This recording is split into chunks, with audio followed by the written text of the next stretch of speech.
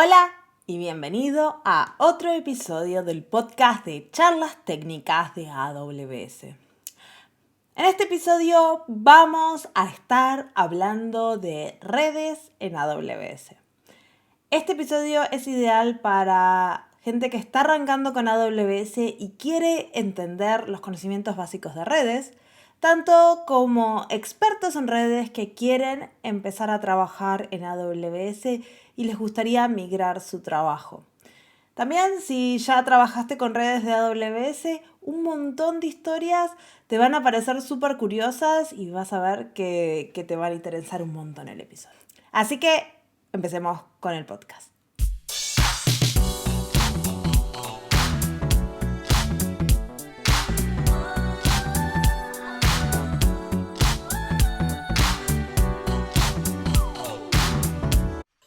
Hola y bienvenidos a el podcast de charlas técnicas de AWS. Mi nombre es Marcia Villalba y soy Developer Advocate para AWS. Y mi nombre es Isabel Huerga y soy Developer Advocate también para AWS. ¿Cómo estás, Isa? Encantada de estar de vuelta. He estado... ¡Yay! Sí, lo he echado más de menos. Te he echado de menos, os he echado de menos a todos. Os he escuchado, pero he echado de menos estar aquí. Yo también te extrañé. Tuviste un par de episodios ausente, pero ahora estás de vuelta y trajiste un tema que te gusta mucho. Yo creo que eso te convenció de volver y vamos a hablar de redes. Y tenemos con nosotros a Anselmo Martínez, un Solution Architect de AWS, que nos viene a contar un montón de cosas de redes, de cómo cambiar tu trabajo de redes a la nube de redes, que no tengo la más mínima idea de lo que nos vas a contar, así que estoy muy entusiasmada. ¿Cómo estás, Anselmo? Muy bien, Marcia, Isa, muchas gracias por la invitación. Muy emocionado de estar aquí. Sí. Un gusto de conocerlas igualmente. Sí. Encantadas de tenerte. Un poquito de quién sos, qué haces y todas esas cosas para que la gente sepa ¿Qué hace un Solution Architect? ¿Por qué nos venís a hablar de redes y todas esas cosas? Sí, claro, bueno, yo soy un Solutions Architect, un arquitecto de soluciones. Me encuentro en el estado de Tennessee, en Estados Unidos, pero soy originalmente de México, del noreste de México, de Monterrey. Y bueno, aquí tengo ya 1 año y medio en AWS. Así que es otra forma de pronunciar AWS. Así es. AWS. Es que la W, la W es una letra que todos la decimos diferente. A mí me encanta que hayan tantas formas de pronunciarlo. Me encanta. Cada vez vamos descubriendo una nueva. Lo hace interesante. Pero bienvenido. Yo estoy súper contenta de este tema porque además hemos tenido en el podcast, hemos hablado de conversaciones similares bueno, pues yo hablé por ejemplo de cómo pasar de sysadmin, si eres sysadmin a día de hoy y trabajas con ambientes tradicionales, cómo te conviertes al cloud, ¿no? Porque no es lo mismo, no es exactamente lo mismo, pero mucho del conocimiento que tienes y de esa experiencia pues la puedes reaplicar, ¿no? No significa que tengas que empezar de cero. Así que estoy encantada de hoy poder escuchar, bueno, para todos aquellos que trabajan con redes, que es imposible el cloud, tengo que aprender de cero o cuál es el mejor camino, cómo adaptarte, ¿no? Y también para la gente como yo que no tiene la más mínima idea de redes, no se vayan porque vamos a estar hablando de también muchos conceptos básicos de AWS, de redes y cosas por el estilo, así que tampoco es que vamos a empezar de súper alto nivel, como siempre, vamos a empezar explicando todos los conceptos, así que si quieren saber de redes en AWS, que es algo muy fundamental y que todos deberíamos saber, quédense a escuchar. Es útil, aunque no estés directamente trabajando, es útil entenderlo porque tiene un impacto importante en todo lo que construyas, ¿no? Así que bueno, yo es que soy muy apasionada. Así que, pues Anselmo, cuéntanos, ¿cómo empieza ese viaje? Sí, bueno, el viaje, yo tengo muchos años ya de experiencia en redes, pero digamos, redes como tal, hacia la nube, tengo como unos 5 años más o menos de experiencia con eso. Yo antes de entrar a AWS, trabajaba en una empresa hotelera, una empresa a nivel mundial, con pues con la necesidad de empezar a hacer migraciones hacia AWS, ¿verdad? Por allá del 2016, pues no teníamos mucha idea de todo lo que nos iba a llevar este camino, ¿no? Que ya llevan por ahí un par de años. Entonces nos dimos cuenta de que en la empresa pues había gente que empezaba a jugar con la nube en diferentes departamentos, en diferentes áreas, diferentes nubes. Cada quien traía su idea, entonces no era una idea, por así decirlo, concisa, ¿no? De manera global, no había esa dirección hasta que llegó el punto que la hubo, ¿no? Entonces, pues a partir de ahí, mi trabajo como arquitecto de redes, pues era asegurarme de que nuestro centro de datos, nuestro data center y los hoteles, oficinas corporativas, pues tuvieran el acceso a la nube de igual manera que la teníamos hacia on-premises, como le decimos en inglés, ¿no? Hacia el data center. La nube, pues, iba a ser un punto más dentro de nuestra red y pues había que aprender acerca de conectividad, cómo se maneja las subredes y todas esas cosas en la parte de AWS, ¿no? Claro, es diferente. ¿Cómo lo encontraste a nivel de cuando hiciste esa primera impresión? ¿Lo encontraste muy diferente o encontraste similaridades que pudiste relacionar? Eh, bueno, hace 5 años sí lo encontré Ujú. muy diferente, porque pues no teníamos mucha idea de todo lo que iba, eh, todo lo que era necesario, ¿no? Entonces, lo que pasó en ese entonces fue que un arquitecto de soluciones, precisamente de AWS, vino a nuestra oficina y tuvo un workshop con nosotros, una sesión Ujú. de un par de días, y nos empezó a explicar conceptos muy básicos, ¿no? De qué es una EC2, qué es un VPC, qué es una cuenta, cosas de ese estilo. Entonces, pues lo llenamos de preguntas, ¿no? Porque sí teníamos mucho desconocimiento del tema. Pero bueno, nos tuvimos que poner al corriente, tomé un par de certificaciones y empezamos a contratar gente también que tenía más experiencia que nosotros y eso nos ayudó Igual nos bastante. puedes dar, has mencionado por ejemplo el VPC, igual nos puedes dar al menos una base, una explicación para aquellos que nunca han visto redes en AWS. ¿Cuáles son los conceptos fundamentales para entender redes en AWS? Has mencionado el VPC, por ejemplo. ¿Nos puedes explicar qué es? Sí, el VPC, sus siglas en inglés es Virtual Private Cloud o una nube privada virtual. Y esto, pues, por así decirlo, es un contenedor lógico en la nube que va a tener todas tus EC2 instances o instancias en la nube, estas máquinas virtuales, ¿verdad? Va a tener sus redes, va a tener políticas de seguridad y todo para contener de manera privada tus workloads en la nube, todas tus cargas de trabajo en la nube pues en tu VPC van a estar ahí de manera privada, puedes configurar seguridad alrededor del VPC y mucha gente lo ve como si fuera un data center en la nube, ¿no? Ah, claro, es como un segmento lógico a nivel de segmentación de red.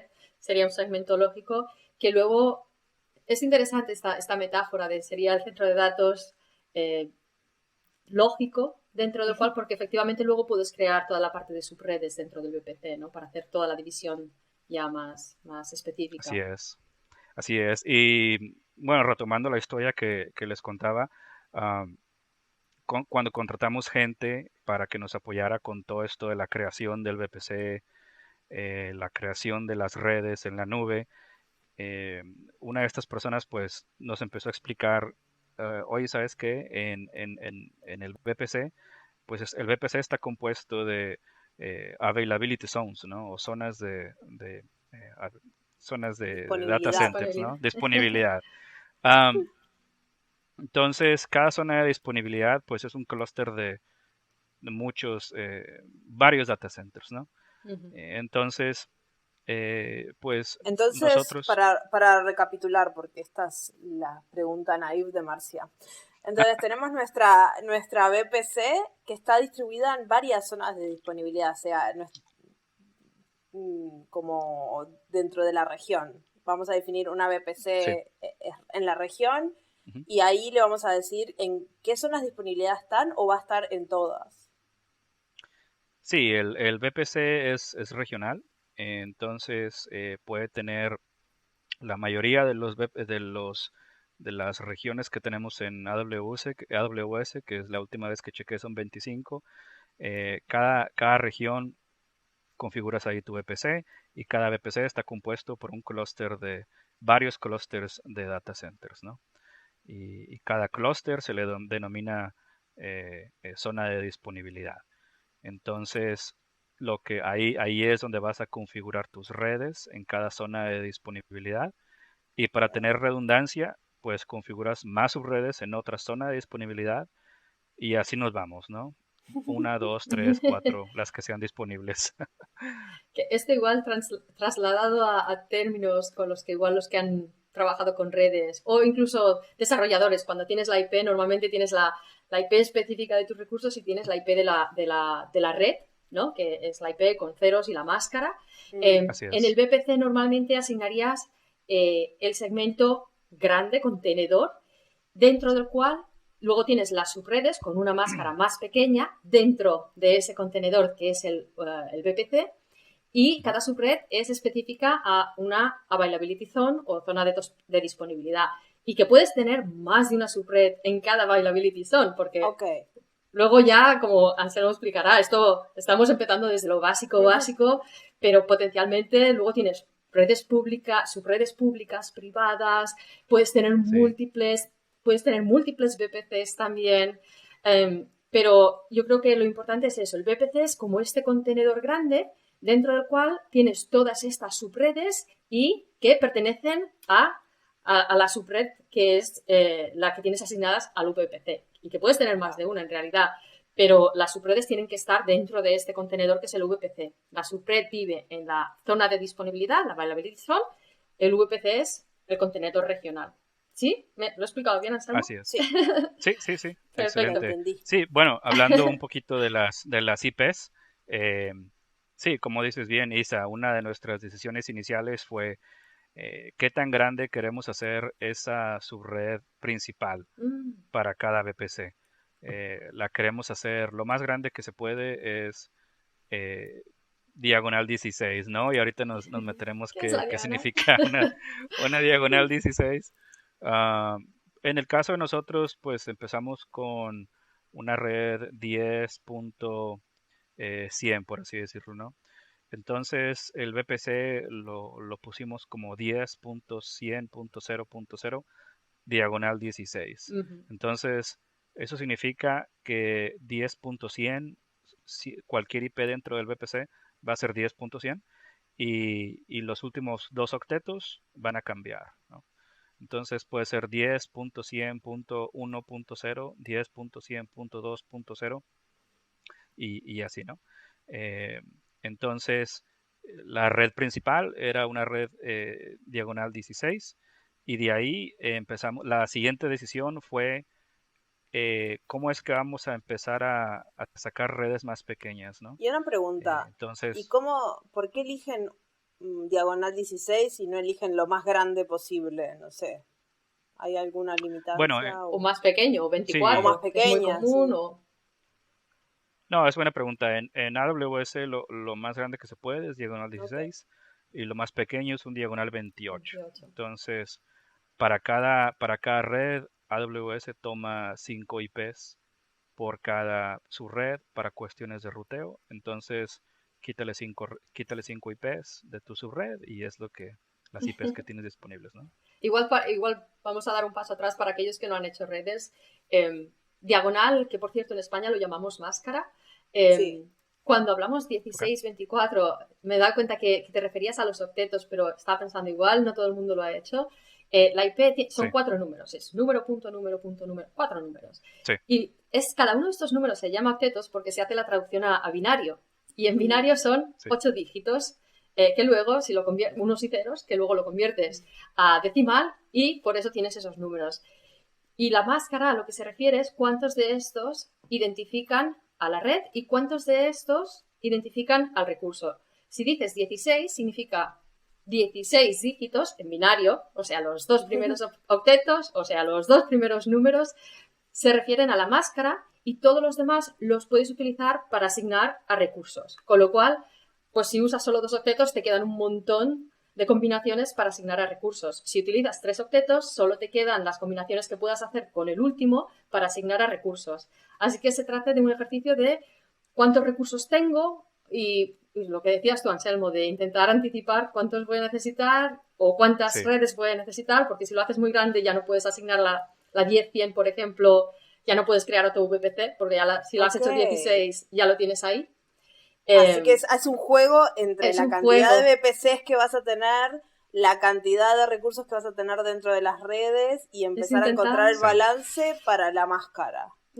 planificar Así es. VPCs, subredes, que es bueno, todos los ejercicios que yo veo de intentar anticipar son siempre difíciles. Y por esto es interesante. ¿Cuáles fueron las consideraciones que hicisteis a nivel para tomar esa Sí, decisión?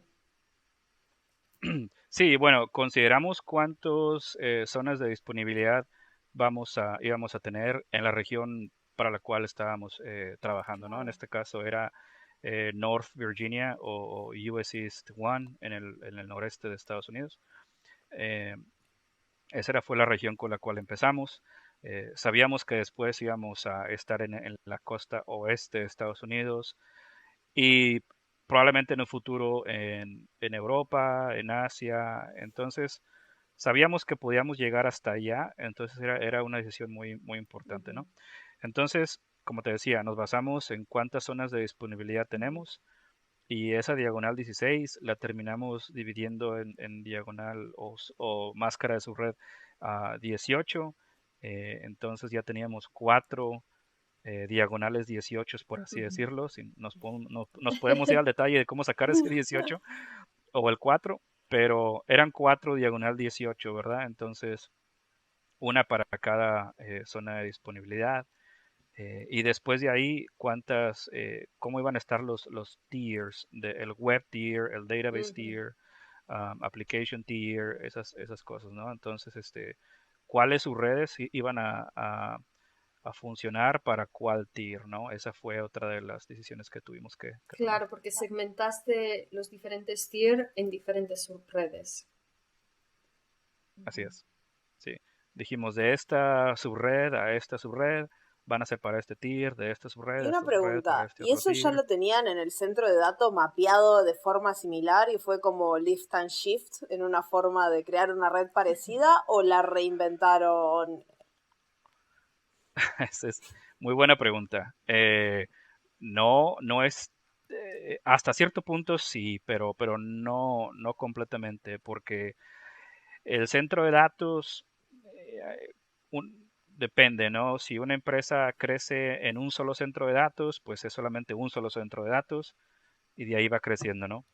Pero en el caso de nosotros, ese centro de datos fue el resultado de una combinación de muchos centros de datos que terminó en un centro de datos, ¿no? En un data center, que también tenía su centro de datos de disaster recovery, ¿no?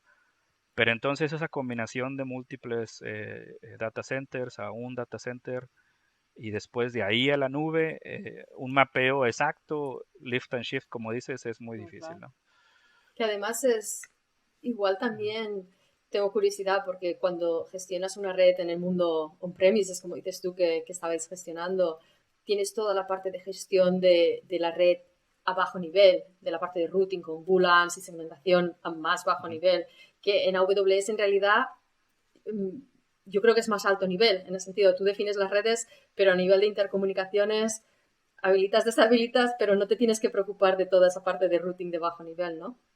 Exacto, exacto. Sí, esa es una de las diferencias en AWS, ¿no? Que no tienes que mortificarte por VLANs, la capa 2, Tranqui.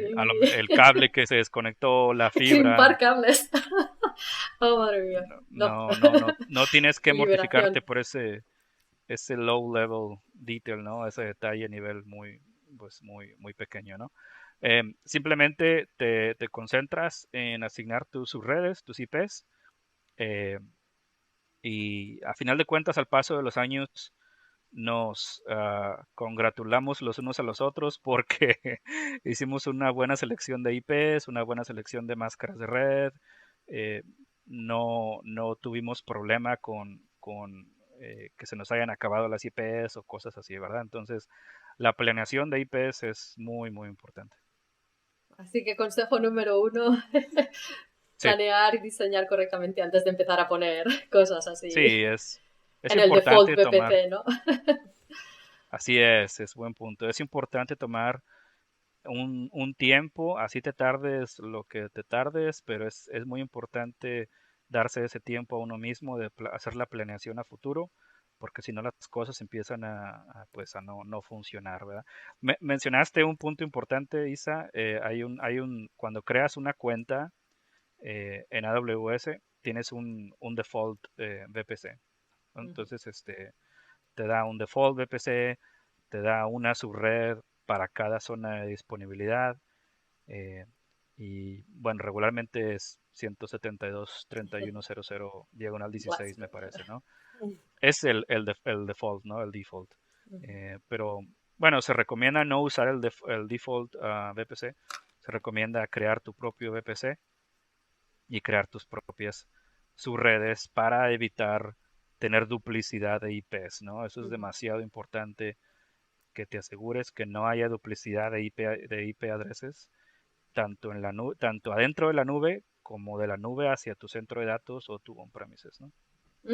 Este es un consejo súper útil porque lo he visto de pensar, vamos a crear el ambiente en la nube y utilizar IPs con las que tienes familiaridad, diciendo, bueno, así cuando migremos, como ya estamos acostumbrados que este ambiente utiliza este rango, vamos a hacer lo mismo. Y luego cuando tienes que hacer la conexión, Ujú. hay conflictos. Así que, Anselmo, súper grandísimo consejo. Sí, sí, No sí. reutilicéis rangos.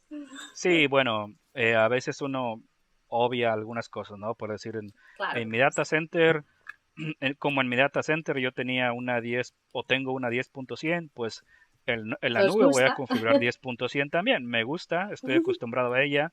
U otra cosa, ¿no? Ya tengo máquinas configuradas con Claro. 10.100, punto uno, Mm, punto algo. o tienes, sí, Al momento de hacer, whitelisting o configuraciones que así es. dependen. Es cierto, sí, sí, sí. Entonces, a veces por hacer las cosas fáciles se terminan Mm, haciendo las más complicadas. sí. Entonces, volvemos a lo mismo, ¿no? La planeación es importante porque si no el ruteo no funciona. No, ese es un buen consejo de planear también pensando en futuros, incluso si no es el escenario que estás construyendo hoy, pero cualquier otra posibilidad la tienes que considerar en ese diseño porque si no, luego hacer cambios, bueno, especialmente en la red, hacer cambios es siempre delicado. Sí, y un concepto que después fue saliendo es que puedes ir agregando subredes principales a tu VPC. Mm, Antes nada más era una subred y después me parece que el límite ahora es 5, mm. entonces puedes tener hasta 5 subredes en el VPC, ¿no? Y que no tiene, y que pueden ser completamente diferente rango y diferente Sí, sí, sí. diagonal o máscara, no pueden ser Ujú. completamente independientes, ¿no? De hecho, tienen que ser Bueno, independientes para lo claro, no mismo puede haber, exacto. del ruteo, ¿verdad? Mm, Ujú. perfecto. Sí, pero y te digo, bueno, ya una vez que tuvimos definido eso, después dijimos, ok, perfecto, tenemos nuestro EPC, ah, ahora sí, vamos a empezar a- a seleccionar qué tipo de workloads son los que vamos a tener en la nube, ¿no? Ujú. De producción, qué tipo de ambientes, ¿no? Producción, de desarrollo, de testing, sandbox, PCI, Payment Card Mm, Industry, lo que quieras, ¿no? Entonces, pues empezamos a asignar sus redes a cada uno de estos ambientes de la misma 10.100 diagonal 16, ¿no? Que venimos diciendo. Entonces nos dimos cuenta de que todo terminó en un solo VPC, ¿no? Sí, esa iba a ser mi pregunta. Si es buena práctica tener testing y producción en la misma VPC o es bueno separarlas. Sí, no, es bueno separarlas por Menos motivos mal que he dicho lo motivos de mismo. sí, motivos de compliance, motivos del el blast radius, segmentación. Hay algunos equipos que trabajan con sistemas de producción, pero otros no. ¿Quién tiene acceso a qué? Entonces, todo se Y facilita. tengo otra pregunta, porque en episodios anteriores con Isa hablamos de cuando tenés múltiples cuentas, ¿no? Entonces cada cuenta trabaja con, por ejemplo, producción y testing. ¿Y cómo hacemos con las VPCs? ¿Tenemos, por ejemplo, una VPC compartida entre muchas cuentas? ¿Se puede hacer eso? Bueno, en el caso de nosotros, eh, hace años, como te decía, empezamos con un VPC. Bueno, después de ahí dijimos, ¿sabes qué? Tenemos que tener varias cuentas, varios VPCs, ¿no? Nos dimos cuenta de eso. Entonces, de la 10.100 sacamos una 10.99.0.0 diagonal 16 para ambientes de no producción. Una 10.980016 para ambientes de testing. Y así nos fuimos, ¿no? Hasta llegar hasta 6, me parece. Entonces, cada VPC lo pusimos en una cuenta diferente. Entonces, cada cuenta tenía un VPC. Cuenta de producción, VPC de producción. Cuenta de no producción, VPC de no producción. Y así nos fuimos, ¿no? Después, bueno, ya sí, AWS, tú puedes tener tus subredes en un VPC y haces un resource sharing o compartes ese recurso con otros VPCs. Sí se puede, pero bueno, eso no existía hace 5 años, ¿no? Entonces, lo más común es tener, pues sí, ¿no? Un Por cuenta. VPC, una cuenta o dos, a veces tres, no sé. Depende mucho de la situación, ¿no? Hay gente que tiene cientos de VPCs, pero bueno, ya esos son ambientes más El límite complejos, ¿no? creo inicial es 5, pero luego puedes solicitar Sí, un limit increase o cuota increase para poder crear así más. es. Sí, son Sí, límites blandos. puedes solicitar el Sí, increase, así es. que no es un challenge, ¿eh? Y No estoy lanzando a ver quién puede hacer más de 5. No, yo 5 hago cada vez que hago testing, me doy cuenta que llegué al límite de las VPCs, al límite de los buckets de S3, al límite de las aplicaciones de Lambda, de Amplify, ya he Sí. llegado a todos esos Si límites quieres blandos. segmentar todo, cada Porque ambiente, cada cosa con me 5 se olvido pueden de acabar. eliminar Sí. cosas. sí, bueno, y después ya pues el hecho de tener varias cuentas con sus VPCs, pues la siguiente pregunta es qué VPCs van a conectarse hacia otros VPCs, ¿no? Entonces ya fuimos de un VPC a muchos VPCs o varios VPCs y entonces pues hay ciertas necesidades de conexión que existen para temas de infraestructura, domain controllers o DNS o simplemente mi aplicación en el VPC-A necesita conectividad a la base de datos en el VPC-B o VPC-B, pues entonces ¿cómo lo haces, ¿no? Entonces, en aquel entonces, pues empezamos con lo que le llamas el VPC, el VPC peering, hacer un enlace de un VPC a otro, y eso es por medio de la infraestructura de AWS, ¿no? Tú simplemente dices, para llegar del VPC A al VPC B, vete por este VPC peering, ¿no? Esta es tu salida, este es tu gateway, ¿no? Esta es tu puerta de salida. Ah, si queríamos llegar del VPC A al VPC C por el mismo gateway, pues no se puede porque es una limitante, ¿no? No puedes ir de VPC 1 a VPC 3 a través de un VPC 2, no puedes. Entonces hay que hacer otro VPC peering del VPC 1 al VPC 3 y así te vas, ¿no? Entonces te das cuenta cómo va creciendo esta Mesh. telaraña de conectividad, este Que mesh, así además es es. Y que, mesh puro. Son relaciones uno a uno y directas solo. No puedes hacer uno a múltiples o transitivas, creo que se llaman, Así es non-transitive. Entonces el VPC del medio, pues los VPC son Tienes non-transitive. que hacerlo con todo. Sí, todos Quien contra quiera que quiera hablar todos, full mesh. con todas conexiones individuales. Sí, quizá con 6 VPCs no es mucho problema, pero como te decía, si tienes 500, 1000 VPCs, pues eso, olvídate, eso no, no se puede, no es recomendable. ¿Y con internet también tenés que hacer conexiones individuales o los VPC se conectan a internet? ¿Cómo es eso? Utiliza infraestructura de AWS, no hay que salir hacia el internet para el VPC peering. No, pero por ejemplo, si querés que tu, no sé, servicio se conecte a un servicio Sí, externo en internet. ¿Cómo defines público o de sí. privado? Tráfico, Bueno, ¿qué recursos son públicos? entonces ya dijimos, tienes tus IPs privadas, pero también puedes tener tus IPs públicas, ¿no? Las IPs privadas son las que se conectan hacia tu data center y las IPs públicas son las que se conectan tienen un acceso directo a Internet, ¿no? No quiere decir que la IP privada no pueda tener acceso al Internet, sí puede, pero necesita un NAT gateway para poder salir hacia Internet. Mientras que eh, el host o la instance que vive en una IP pública tiene acceso directo a Internet por medio de otra cosa que se llama Internet Gateway.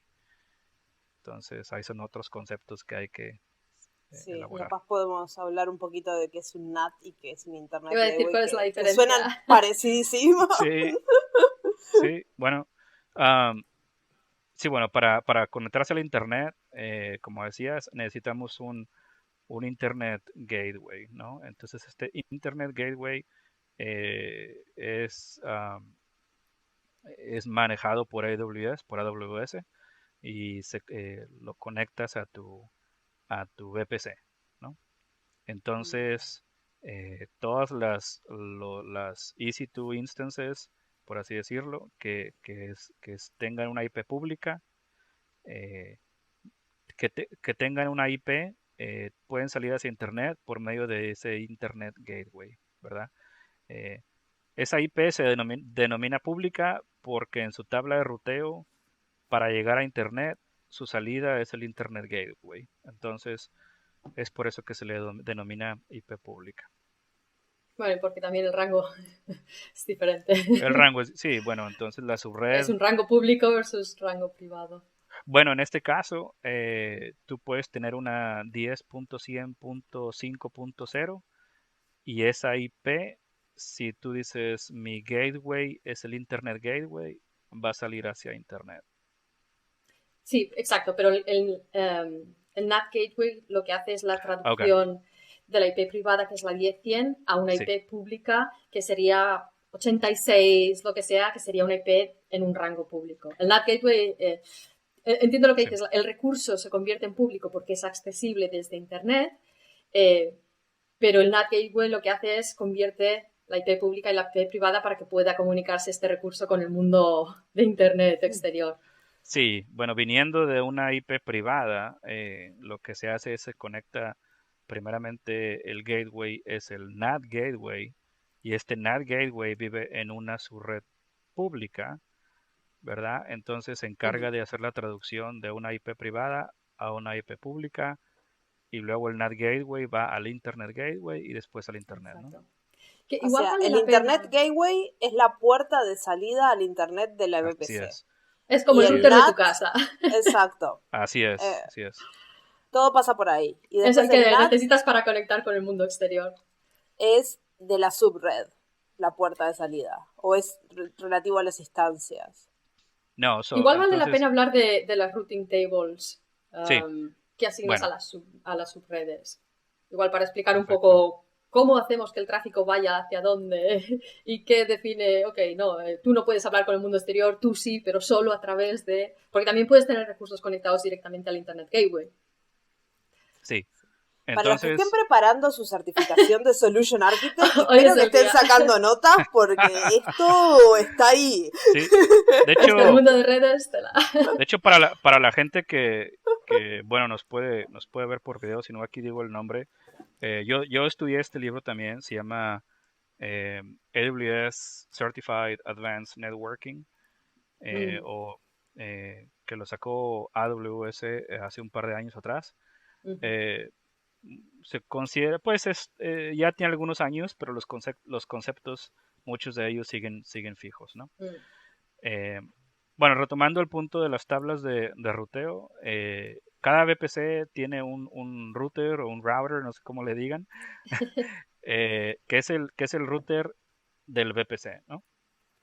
El cliente pues no tiene acceso a ese router, no tiene para qué tener acceso al router, que es No hay que otra de las configurar nada. diferencias. Es otra de las diferencias con el data center, ¿no? Uno viene acostumbrado a meterle mano a los routers, a los Oh, cuidado. switches, a los firewalls y llegas a la nube y dices, oye, no tengo acceso a ese router, ¿no? ¿Qué pasó, no? Entonces, ese router es transparente, ¿no? Eh, Hace un momento les decía que cada subred AWS toma 5 IPs de cada subred.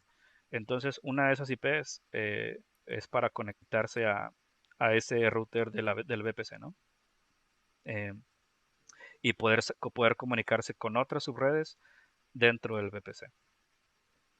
¿Verdad? Entonces, una subred la asignas a una tabla de ruteo, ¿no? El VPC cuando se crea tiene una tabla de ruteo principal, pero tú puedes crear tablas de ruteo a partir de ahí, ¿no? Y usar esas tablas de ruteo como tú creas conveniente. Entonces, esas subredes tú las vas asignando a las tablas de ruteo y en esa tabla de ruteo te va a decir, ok, quieres salir a Internet, tu siguiente punto es el Internet Gateway, ¿no? Como decías, el modem que decías, ¿no, Marcia, ¿no? El router, sí. El Entonces, router de Totalmente. casa. entonces, ¿quieres ir a Internet? Vete al Internet Gateway.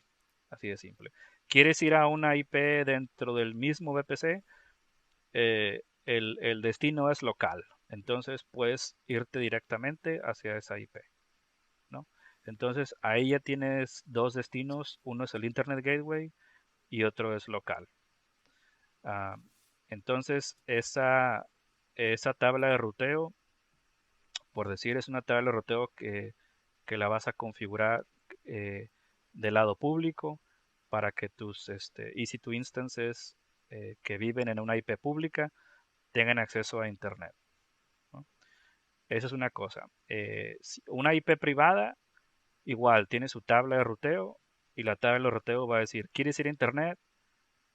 Vete a un NAT Gateway, porque ese NAT Gateway te va a trasladar de una IP pública a una IP, perdóname, privada a una IP pública y vas a poder salir a Internet. Entonces las tablas de ruteo es importante configurarlas bien, ¿verdad? Ya una vez que definiste tus subredes, tienes que configurar tus tablas de ruteo, asignar las subnets o subredes a esas tablas de ruteo para que puedas tener acceso a Internet o puedas tener acceso hacia tu data center. Muy importante señalar que una subred puede vivir nada más en una tabla de ruteo. No puedes tener una subred asignada a muchas tablas de ruteo porque pues no hace sentido, ¿no? Y una Ya. pregunta, porque vos mencionaste más atrás redes, subredes privadas y subredes públicas. Y ahora que hablamos de conectarse a Internet, ¿se pueden conectar las redes privadas a Internet? ¿Es con el NAT o solo las redes Sí, públicas? las dos. Las privadas al Internet con el NAT y las públicas al Internet con el Ok. Internet Gateway. En realidad no, cuando creas la subred no te pregunta si es privada o pública. Ah, ok. Es Es la si se tabla de puede ruteo. comunicar, exacto, si se puede comunicar con el exterior es pública y si no se puede comunicar, pues es privada. Pero yo creo que una cosa súper importante que has explicado es esto de, bueno, tus recursos los puedes conectar, esa tabla de ruteo la puedes conectar que vaya a través del Internet Gateway o puedes hacer que ese tráfico de salida vaya hacia el NAT Gateway. Yo creo que esa es la diferencia fundamental, ¿no? Con Sí. el Internet Gateway, cuando creas esa tabla, en realidad estás haciendo tráfico de salida y tráfico de entrada. Y con el NAT Gateway esto no pasa porque te hace la traducción solo de privado a público, pero Ujú. no al revés. Así que, por ejemplo, si tienes, ¿lo estoy diciendo bien? Corrígeme si... Al revés, no, Sí, perdón. El tráfico de salida, pero no el tráfico de entrada. El tráfico de entrada, pero no el tráfico de No, salida. No, de salida, pero no de entrada. O sea, podés Si salir tienes- de la red, así es. pero no pueden entrar Pero no cosas. entrar, exacto. Si tienes, por ejemplo, un servidor es. web, el NAT Gateway no te va a funcionar. El NAT Gateway es si tienes un servidor que se tiene que comunicar con el mundo exterior, pues para conectarse con dependencias que viven fuera, o yo qué sé, o para actualizaciones, tu server Busus o lo que sea, para recibir actualizaciones, cosas que se tienen que comunicar con el mundo exterior, pero que en realidad no quieres que tenga tráfico de entrada de internet, ¿no? Que solo tiene que tener outbound, salida. Ese sería Sí. el NAT Gateway, y sin cambio tienes un servidor web que los usuarios se tienen que conectar desde fuera. En ese caso lo que necesitas es Internet Gateway, conexión directa al mundo público. Así es. Sí, la tabla de ruteo es, Súper importante. si esa subred está asignada a una tabla de ruteo y en la tabla de ruteo te dice que la 0.0.0, que es Internet, va hacia el Internet Gateway, entonces esa es una IP pública, ¿no? Exacto. Así es. Y Y otra pregunta, que sigo haciendo preguntas básicas porque acá me estoy armando toda la red en mi cabeza. yo creo que ya no es básico Eh, esta conversación, ¿eh? Bueno, para ustedes sí. Para mí esto es muy difícil. Pues, no. Hablamos de internet, hablamos de tráfico de entrada. ¿Y los firewalls? ¿Cómo prevenimos cosas maliciosas? ¿Dónde configuramos eso? Bueno, los firewalls los puedes tener un firewall en cada VPC. Ya entramos en otro tipo de arquitectura, ¿no? ¿Cómo es que quieres tu entrada y salida hacia el Internet? ¿Lo quieres centralizado en un solo VPC o lo quieres en un firewall en cada VPC, ¿no? Ya depende mucho cómo lo quieras ver tú, qué tantas licencias de firewall tengas, cosas por el estilo. Pero pues digamos que tienes tus firewalls de manera centralizada en un solo No hay VPC. servicio de AWS de Entonces, firewall. Sí. Ah, sí, salió como decían recientemente. licencias, digo, eh, ¿cómo se hay que tener licencias? Opciones. es AWS Firewall sacó su propio firewall.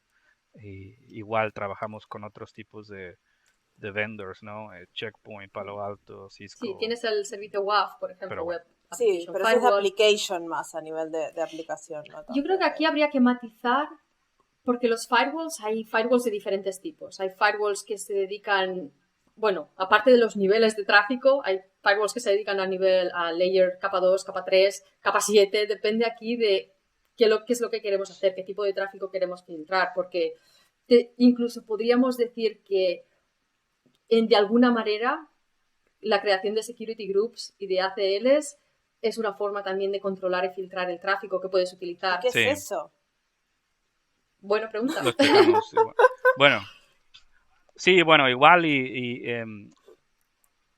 cuando creas el VPC, igual ya dijimos, creas tus subredes, creas el VPC como tal, creas las tablas de ruteo, tu Internet Gateway, creas tu NAT Gateway, y bueno, otra cosa que también creas es el Virtual Gateway, y ese es otro gateway que te conecta para atrás hacia tu data center, y se lo podemos explicar en un momento. Pero también hay otra cosa que configuras que son los security groups y las ACLs, ¿no? Access Lists o Network Access Lists, ¿no? Son dos tipos de configuraciones que tienes, ¿no? La diferencia entre estos dos es que tu Network Access List protege tu red, tu subred, protege ese nivel de red, qué cosas van a entrar, qué cosas pueden salir de esa subred por medio de IPs, ¿no? Y el Security Group, ese va a nivel de una EC2 instance, ¿no? Y más que nada el Security Group se aplica a la ENI o Elastic Network Interface, a la tarjeta de esa EC2 instance, ¿no? Y ese protege a la instance como tal. Entonces, una cosa protege a la subred y otra cosa protege a la EC2 instance como tal, Obviamente la combinación de estas dos, pues es protección adicional, ¿verdad? Eh, la manera que configuras, si entramos un poquito a detalle a las Network Access Lists, am, como te decía, configuras qué tipo de subredes, qué IPs van a poder salir, qué IPs van a poder entrar, eh, y es de manera stateless. ¿Qué quiere decir stateless? Que todo lo que tú configuras de entrada o de salida como permitido, también lo tienes que configurar de entrada como permitido. No quiere decir que porque ya lo permitiste de salida va a poder entrar. Tienes que también configurar en esa subred eh, esa entrada para que digas, bueno, si viene de esta IP, tú puedes entrar a mi subred, ¿no? Eso es stateless. Tienes que configurar la entrada y la Explícitamente, salida. una Y línea en el para cada, security group, para cada tráfico. una línea para cada una. Y en el security group, si ya lo permitiste, es stateful. Si ya lo permitiste de salida, va a poder regresar automáticamente. Si lo permitiste de entrada, va a poder regresar automáticamente. Entonces esa es una diferencia Sí, que esto importante es ahí. súper importante, que no significa que estés abriendo en las dos direcciones, significa que si la conexión ha iniciado del punto A al punto B, el tráfico de retorno también se acepta. No significa que puedas iniciar una conexión Ujú. del punto B a la... Pero sí que es verdad que el tráfico de retorno se acepta y con la ACL eso no pasa. Si no explícitamente creas esa otra línea, como decía Anselmo, para el tráfico de retorno, no recibes la respuesta. Así que potencialmente no funcionaría porque normalmente el tráfico tienes la petición y la respuesta, ¿no? Sí, así es. Entonces esa es otra de las decisiones que hay que tomar como parte de la planeación, ¿verdad? ¿Qué tipo de Network Access Lists voy a tener? Eh, yo no recomendaría que fueran muy granulares o muy específicas, porque después al momento del troubleshooting no vas a saber, no vas a saber realmente qué está bloqueando, ¿no? O sea, si es un problema de la aplicación o si es un problema de ruteo, si es un problema del Network Access List, si es del Security Group, entonces es algo que configuras y no lo quieres volver a configurar en mucho tiempo, ¿no? Que por defecto, además, las ACLs creo que son allow everything, ¿no? Te permite todo el tráfico, están abiertas. Y está Bueno, puedes restringida a poner, nivel de... Sí, sí, no, pero digo, por defecto, si estás empezando y no quieres tocar mucho, la ACL está abierta y es el Security Group el que restringe el tráfico. sí, Al menos en el momento inicial. Luego, como decimos, puedes configurarlo como te apetezca, pero al menos para empezar, si te preguntas por qué no funcionan las cosas, la ACL por defecto abre todo, es normalmente el Security Group el que al principio restringe, ¿no? Las conexiones. sí, y otra de las diferencias es que en la Network Access List, la decisión si se permite o se deniega es de línea por línea, Mm, ¿no? Por ejemplo, tienes una entrada 100, 105, 110, 115, 120. Entonces se va evaluando una detrás de otra, de top to bottom, ¿no? De arriba a mm, abajo. Si se encuentra un deny antes que un allow, va a ser, aún así sea la misma IP, se va a denegar antes de aceptarla, ¿no? Eh, y en un security group lo que va a hacer es combinar todas las reglas que haya, no sé, puerto, mm, allow, lo que sea, va a combinar todas y el resultado es lo que te va a dar, ¿no? Un accept o un deny. mm. Súper útil. Así que hay muchísimas cosas, ¿no? A tener en consideración más allá del diseño, hemos dicho pues eso, la segmentación, el número de VPCs, de subredes, pero también pues eh, los objetos, ¿no? El Internet Gateway, el NAT Gateway y luego pues las ACLs, los El Security Y Groups y... todos estos son virtual conceptos gateway. que no existen en las redes tradicionales, ¿no? Son conceptos muy de AWS. O... El nombre sí, pero bueno, al final de cuentas, un Internet Gateway puede ser el equivalente a un router o un firewall. Lo mismo con el Virtual Gateway en un data center. el concepto que uno trae Sí. como network Por eso engineer te o, pregunto, para que los network engineers que nos escuchan asocien todo, los términos y digan, ya lo sé. exacto, exacto, sí, igual el virtual gateway que te decía te conecta hacia un premises, igual también un router, un firewall, eh, pues es lo equiparable, ¿no? Igual no es exactamente lo mismo, pero es equiparable.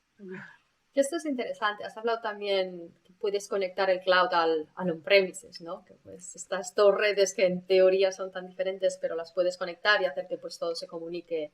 ¿Nos puedes hablar más de las opciones y de cómo se hace? Sí, bueno, mucha gente empieza por medio de un VPN, un Virtual Private Network, eh, conectar tus redes en AWS con tu data center, ¿no? Si, si no quieres que se vaya por medio del Internet, pues entonces configuras el Virtual Private Network, ¿no? Ah, que se va por medio, el VPN se sienta encima del Internet, por así decirlo, configuras un túnel privado y ahí por medio de ese túnel es donde haces tu ruteo back and forth, ¿no? Entrada y salida. Esta es la VPN. Otra De Para toda la los que vida. vienen del mundo tradicional es la VPN, que ya conocen, lo mismo. sí, es una VPN, ¿no? Mucha Exacto. gente Sí. entiende el Mm. concepto de VPN. Otra cosa es el Direct Connect. Mm. Es una manera de conectar la nube con AWS de manera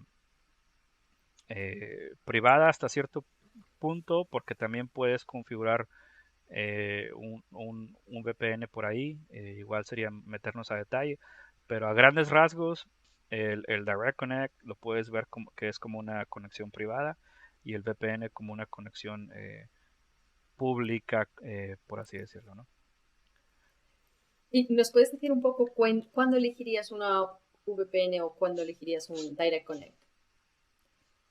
Sí, bueno, el Direct Connect lo utilizas cuando tienes la necesidad de tener SLAs o Service Level Agreements, contactas a un proveedor de Direct Connect eh, bueno, tiene necesidad de tener un bandwidth o un ancho de banda mayor, ¿verdad?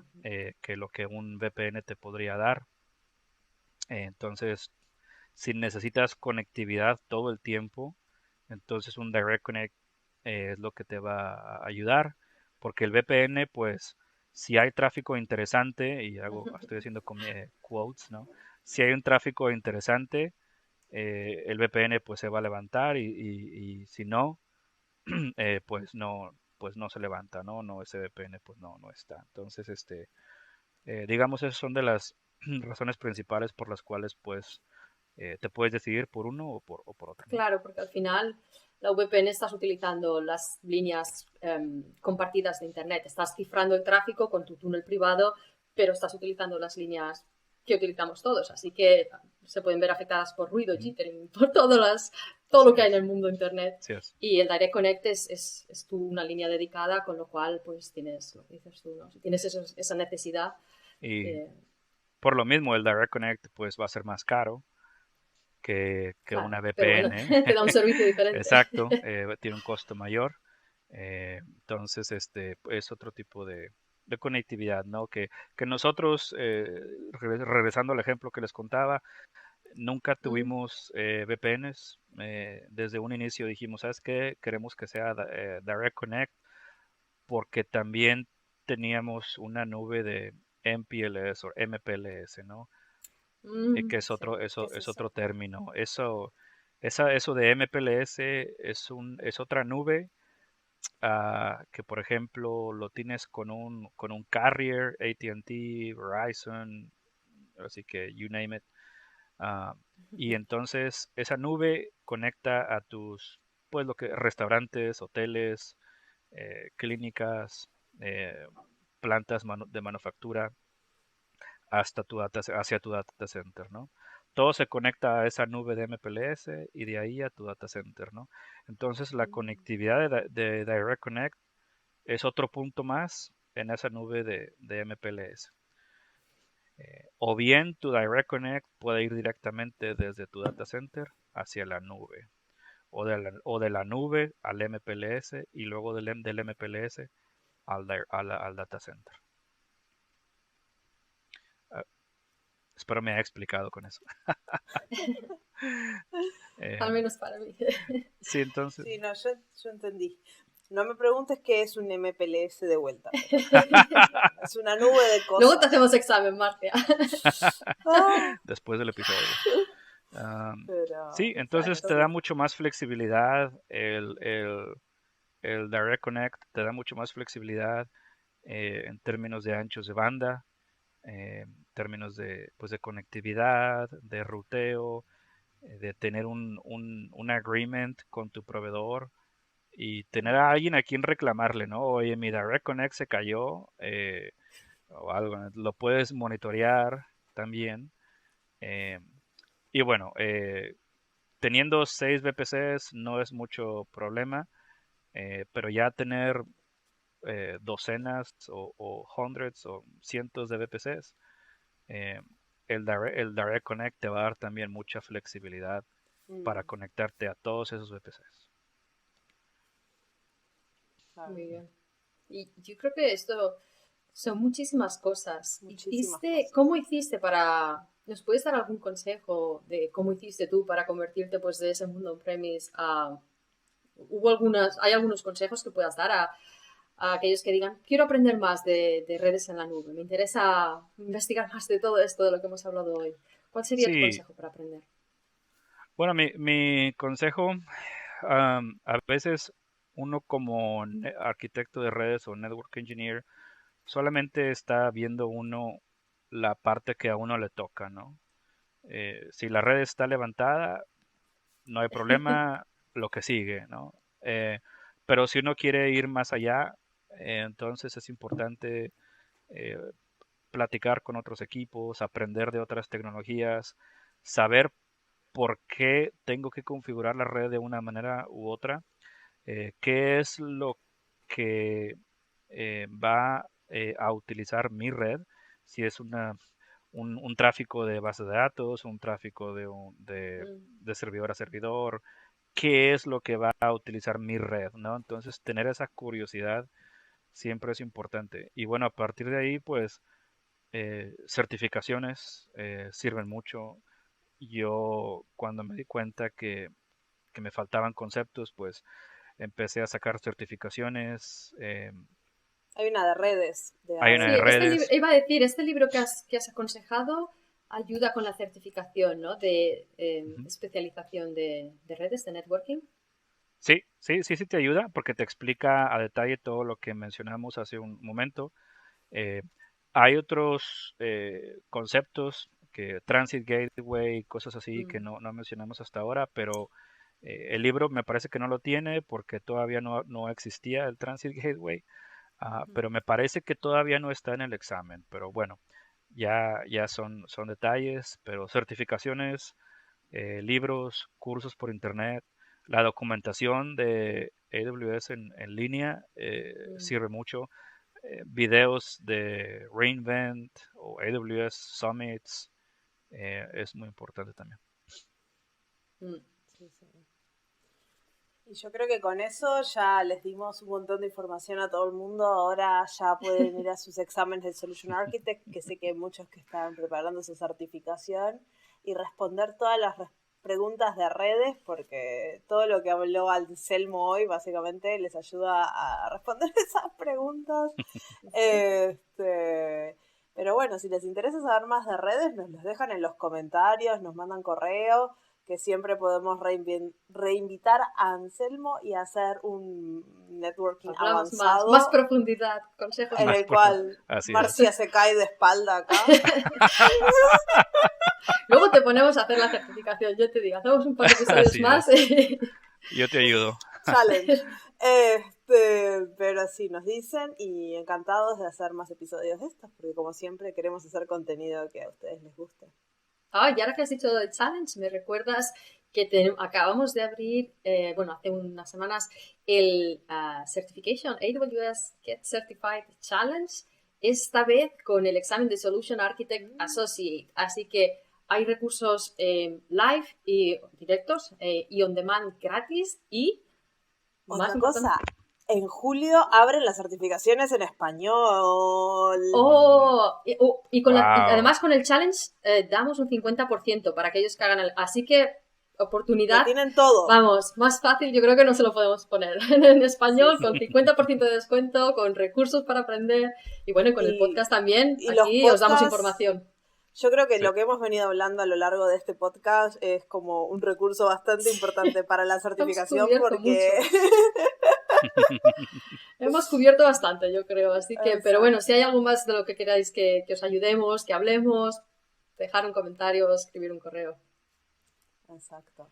Así que muchas gracias, Anselmo, por tu Muchas gracias a tiempo. ustedes. Y por Aprendimos toda un la montón. información. Al menos yo. No, de nada, y gracias por la invitación. Encantado de estar aquí. Muchas Muchísimas gracias. gracias. Chao, chao. Hasta Hasta la luego. próxima. Muchas gracias por escuchar el podcast hasta el final. Todos los links que hablamos durante el episodio están en la descripción del mismo.